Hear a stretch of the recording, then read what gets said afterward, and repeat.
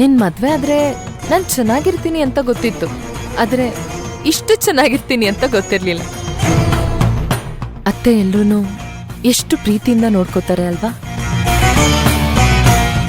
ಅಮ್ಮ ಯಾವಾಗ್ಲೂ ಹಾಗೇನೆ. ಪುಟಾಣಿ ನಾಮಕರಣ ಇಷ್ಟು ಗ್ರ್ಯಾಂಡ್ ಆಗಿ ನಡೆಯುತ್ತೆ ಅಂತ ನಾನು ಅನ್ಕೊಂಡೇ ಇರ್ಲಿಲ್ಲ.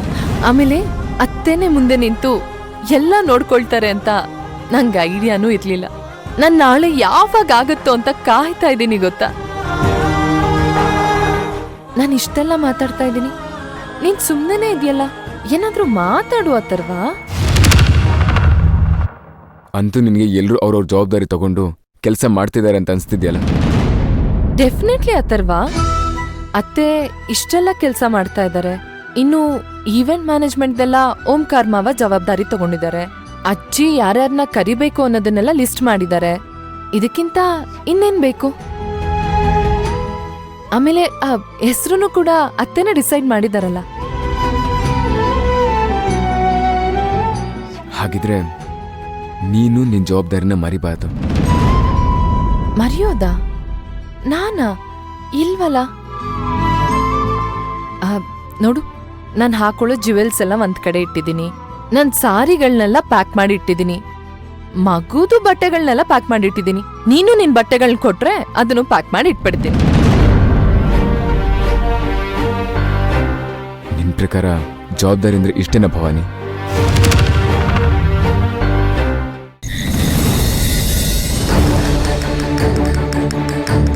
ಒಬ್ಬ ವ್ಯಕ್ತಿಗೆ ಗೊತ್ತಿಲ್ಲದ ಹಾಗೆ ಅವ್ನು ಕಟ್ಕೊಂಡ್ಬಂದಿರೋ ಕನಸನ್ನ ಜೀವನ ಪೂರ್ತಿ ನೆನಪಲ್ಲಿ ಇಟ್ಕೋಬೇಕಾಗಿರೋ ದಿನಾನ ಮೋಸ ಮಾಡಿದ್ದು ಅಲ್ಲದೆ ಅವನ್ ಪವಿತ್ರ ಭಾವನೆಗಳ ಜೊತೆ ಆಟ ಆಡೋದು ಅಂದ್ರೆ ಅವನ್ ಜೀವನಕ್ಕೆ ಬೆಂಕಿ ಇಟ್ಟ ಹಾಗೆ.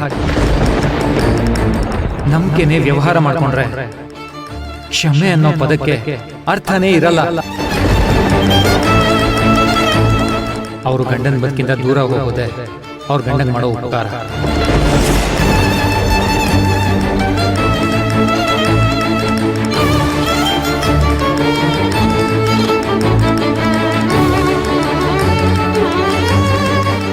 ಇದೆಲ್ಲ ಹೇಗ್ ಶುರುವಾಯ್ತು? ಯಾರಿಗೋಸ್ಕರ? ಯಾಕೆ?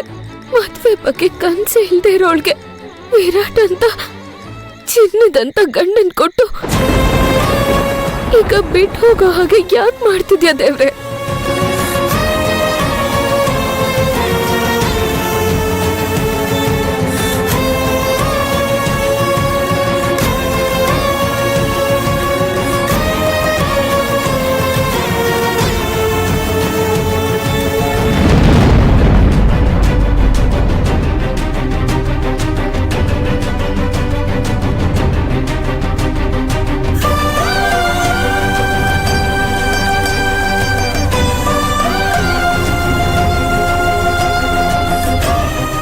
ನಾನು ಪ್ರೆಗ್ನೆಂಟ್.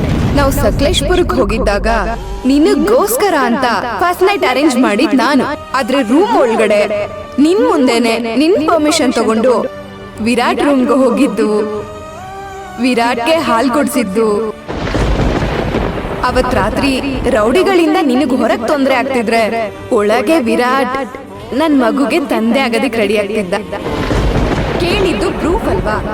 ನಾನ್ ನಿನ್ಗೆ ನಿನ್ನೆನೆ ಹೇಳ್ಬೇಕಿತ್ತು, ಆದ್ರೂ ಪರವಾಗಿಲ್ಲ. ನೀನ್ ಅನುಮಾನ ದೂರ ಮಾಡ್ಬೇಕು ಅಂತಾನೆ ಇವತ್ ಬೆಳಗ್ಗೆ ಸೆಲ್ಫ್ ಟೆಸ್ಟ್ ಮಾಡ್ಕೊಂಡೆ. ಬಟ್ ನಾನ್ ಕನ್ಸೀವ್ ಆಗಿರೋದ್ ನಿಜ ಅಂತ ಇವತ್ ಗೊತ್ತಾಯ್ತು. ಎಷ್ಟು ಬೇಗ ಸಾಧ್ಯ ಆಗುತ್ತೋ ಅಷ್ಟು ಬೇಗ ಆ ಭವಾನಿನ ನನ್ನ ಮನೆಯಿಂದ ಖಾಲಿ ಮಾಡಿಸ್ಲಿಲ್ಲ ಅಂದ್ರೆ ನನ್ನ ಹೆಸರು ವಸುಂಧರಾ ರಾಜ್ ಬಹದ್ದೂರೇ ಅಲ್ಲ.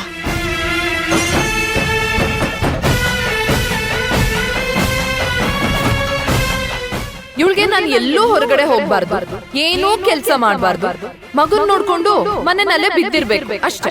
ಅಕ್ಕ, ನಾನ್ ಯಾಕೆ ಹಾಗೆ ಅನ್ಕೊಳ್ಳಿ? ಯಾಕೆ ಅಂದ್ರೆ ನಾನು ಹೊರಗಡೆ ಹೋಗಿ ಕೆಲ್ಸ ಮಾಡಿ ಮುಂದುವರೆದ್ ಬಿಟ್ರೆ ನಿನ್ಗಿಂತ ಮುಂದೆ ಹೋಗ್ಬಿಟ್ರೆ ಅನ್ನೋ ಹೊಟ್ಟೆ ಅವ್ರಿ ನಿನಗೆ. ಅದಕ್ಕೆ ಅತ್ತೆ ಕಾಲಿಗೆ ಬಿದ್ದು ಕ್ಷಮೆ ಕೇಳು. ಕೇಳ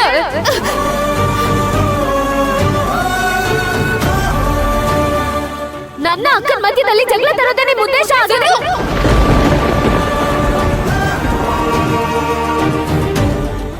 ಅಕ್ಕಂಗೋಸ್ಕರ ಶುರುವಾಗಿದ್ ನನ್ನ ಈ ಜೀವನ ವಿರಾಟ್ಗೋಸ್ಕರ ಬಂದ್ ನಿಂತಿದೆ.